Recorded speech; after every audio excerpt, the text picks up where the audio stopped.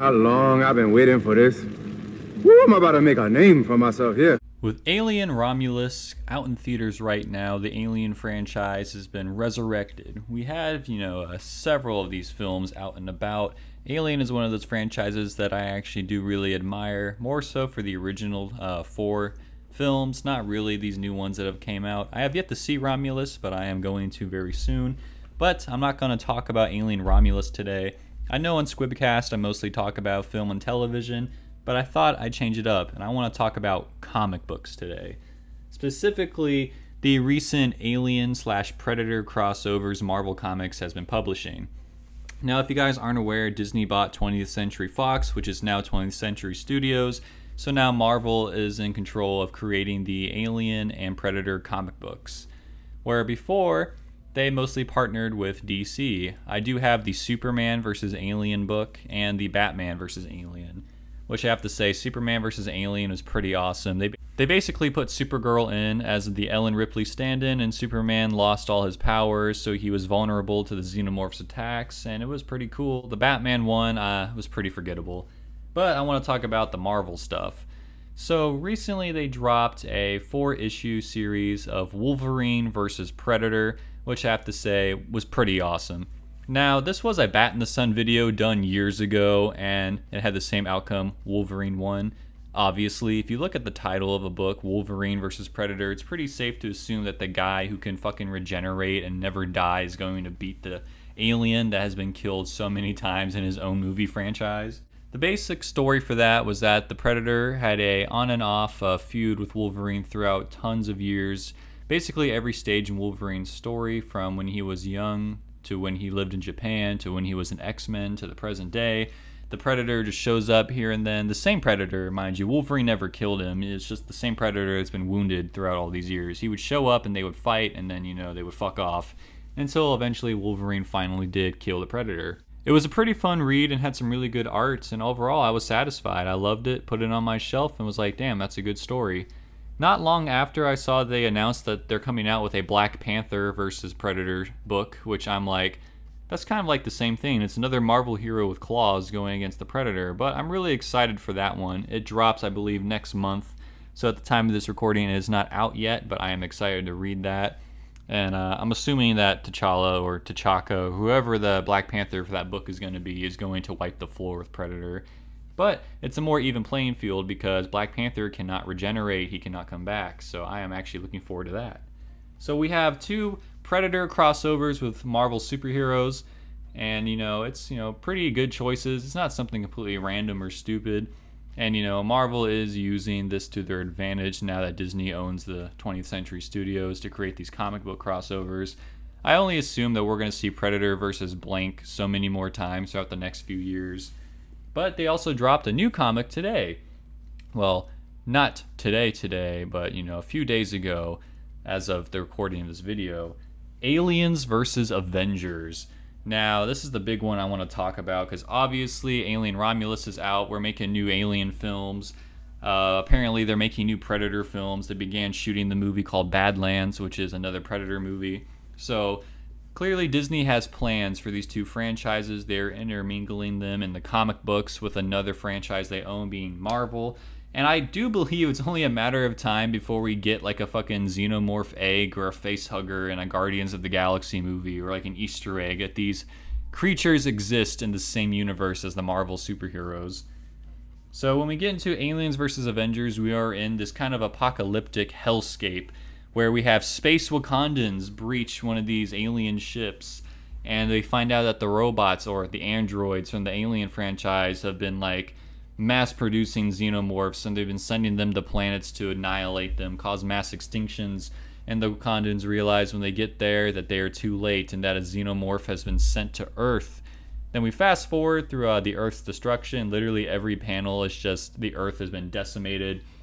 I'm pretty sure they just say that the Fantastic Four is fucking dead, which is crazy. We don't even get to see that.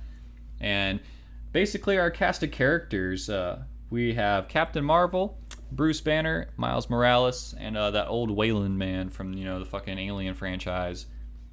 And I gotta say, the cover of the comic book had Captain America and Iron Man on it, but they were not present in this book yet, but I am assuming they are still alive. I believe there are 3 other issues to this series coming out. But anyways, we have Miles Morales' Spider-Man, we have Bruce Banner's Hulk, and then we have Captain Marvel. And basically, they are kind of the last heroes left alive. They want to stop the xenomorphs from, causing the complete extinction of humanity, even though they're very much on the edge there, like everyone's dead. We even get a little glimpse earlier in the book that Apocalypse is still fighting the last mutant on the planet. Apparently all the mutants went to Mars, so I don't know if they're going to come back in this story and help out against the xenomorphs. It's kind of shitty of them to just kind of up and leave, but I do get it. I mean, they've been prosecuted their entire existence, so I'd really like to see a Wolverine versus Xenomorph, considering he just went toe-to-toe with the Predator, because then we can rope in the Predator, and then we have Aliens versus Predator versus Avengers versus X-Men, and we can just have this giant event. Anyways, back to the story. It's pretty bleak. And at first I wasn't a fan of the artwork, but I gotta say, I really appreciate it now. It's a really cool art. And so we had Space Wakandans, the Xenomorphs rampage Earth, killed the Fantastic Four, and now we're left with this small ensemble of heroes as they try and solve this problem. And then the book had this huge shocking ending where, oh my god, a facehugger attaches to Miles Morales, and I'm like, damn, they just offed my boy just like that. He's gone now.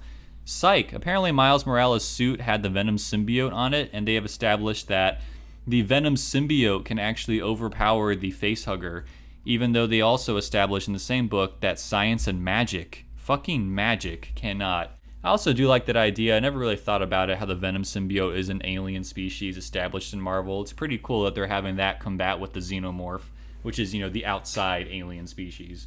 So Miles is actually not dead. He is saved. The Venom symbiote synchronizes with the facehugger and then attaches itself to Miles Morales to form the Spider-Man logo on his chest. So now we have a white suit Miles Morales with a facehugger emblem. That's like the craziest sentence I've ever said. This book is really doing some shenanigans here, and I'm all for it. All in all, it was a pretty solid start. I'm excited to read the next few parts of it. Maybe I'll do updates and YouTube shorts, but right now, Aliens vs. Avengers is kind of cool.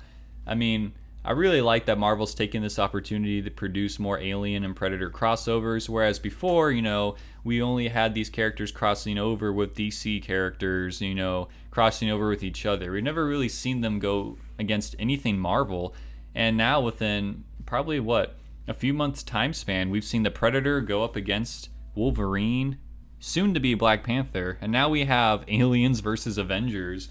I am really excited to see what other crossovers they're going to do, but I do have a feeling that they are going to run this into the ground.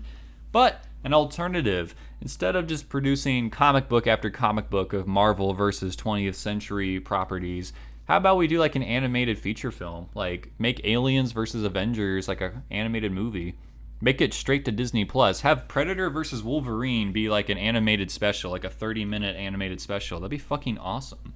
Marvel has been really lacking in animation department, and I know that they're trying to come out with a brand new series for Disney Plus to like amp that up, but I mean, they're kind of killing it in the comic books right now, so I mean, I'd rather, they would take some of that energy and put it into animation, because then that would get even more people on board, because let's face it, way more fans watch the television and films than they do read the actual material. I myself don't even read a lot of Marvel comics. I mostly just read Moon Knight and Wolverine, like that's my shit. In fact, the only 2 comic series I have read start to finish have both been Robert Kirkman's stories, The Walking Dead and Invincible. I've always preferred Image Comics over Marvel and DC, even though I know that both of those franchises are rich with characters and story. I'm more of a fan of Marvel and DC in terms of the film, television, and video game sphere. That's what I grew up on, not really the books. But with that said, Aliens vs. Avengers, pretty good. Predator vs. Wolverine, I actually really liked it. I'm looking forward to more of these, and I think it's pretty awesome that we are finally getting 20th Century Studio properties crossing over with Marvel, and what better way to do it than in the comic book sphere.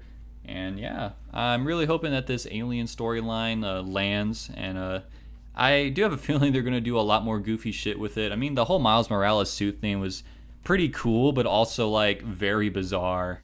Anyways, if you guys are new to the channel, I mostly talk about film and television. Click down below to see my Hellboy video, which was my first video, and actually got a lot of traction. I want to be talking more about Hellboy the Crooked Man when that releases this September. I will be watching it, so I will be posting my review for that.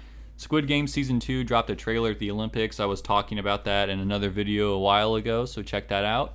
And also don't forget to check out my Acolyte video and my movie crossover video where I talk about some famous film crossovers. So make sure to check all that down below. If you guys want to keep up to date, hit that subscribe button and click on the bell, and I will catch you all in the next video. Everyone, have a great day.